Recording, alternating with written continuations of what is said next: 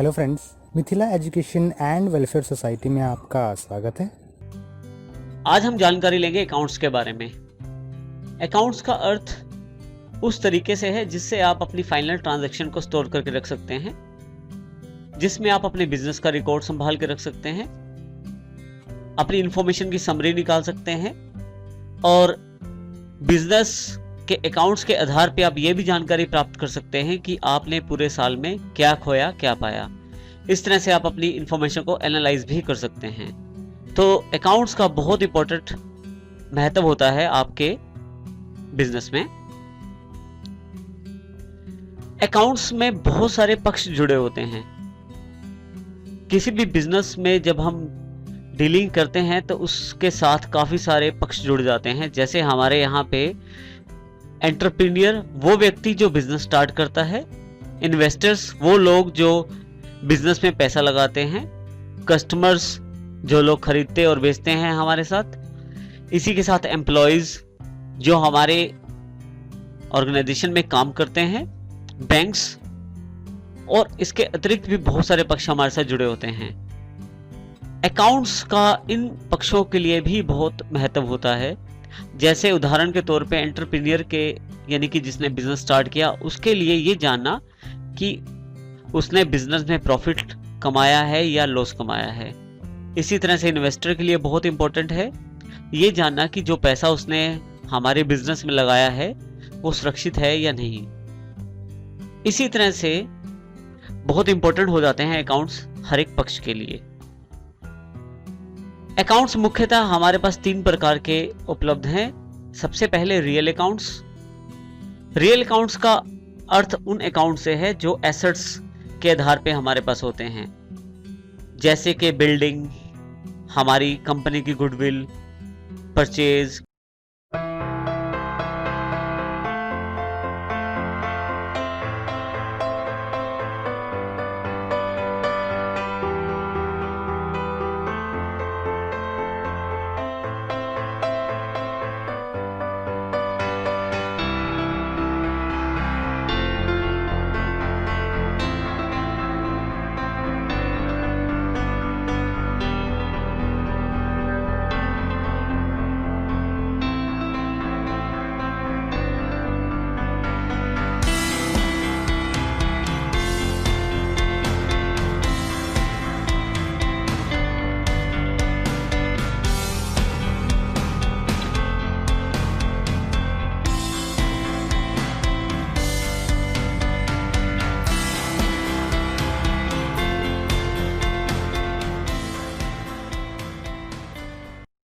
किसी तरह की कैश, ये सब चीजें रियल अकाउंट्स में आती हैं। दूसरे तरह के अकाउंट्स जो हमारे पास उपलब्ध हैं वो है पर्सनल। पर्सनल में उन अकाउंट का लेखा जोखा रखा जाता है जो व्यक्तियों या संस्थाओं से संबंधित होते हैं, जैसे डेटर्स, क्रेडिटर्स और कस्टमर्स। डेटर्स वो व्यक्ति होते हैं जिनसे हमने पैसा लेना है, जिनको हमने माल बेचा है और उसके आधार पे हमने उनसे पैसा लेना है। क्रेडिटर्स वो व्यक्ति हैं जिनसे हमने माल खरीदा है और हमें जिनके पैसे देने हैं। इसी तरह से कस्टमर्स के अकाउंट भी पर्सनल अकाउंट्स में बनाए जाते हैं। तीसरे तरह के हमारे पास जो अकाउंट्स हैं वो हैं नॉमिनल अकाउंट्स। सभी तरह के जो खर्चे और सभी तरह के इनकम्स जो हमारे बिजनेस में आती हैं वो सभी नॉमिनल अकाउंट्स के अंतर्गत आती हैं। जब भी हम अकाउंट्स बनाते हैं तो हमारे पास अकाउंट्स बनाने के लिए जो सबसे अच्छा सिस्टम है उसे कहते हैं double entry system. Double entry system में मुख्यतः आपके पास ये 4 पॉइंट उपलब्ध हैं। जैसे सबसे पहला पॉइंट है जो वो ये जानकारी देता है कि 2 अकाउंट्स इसमें अफेक्टेड होते हैं।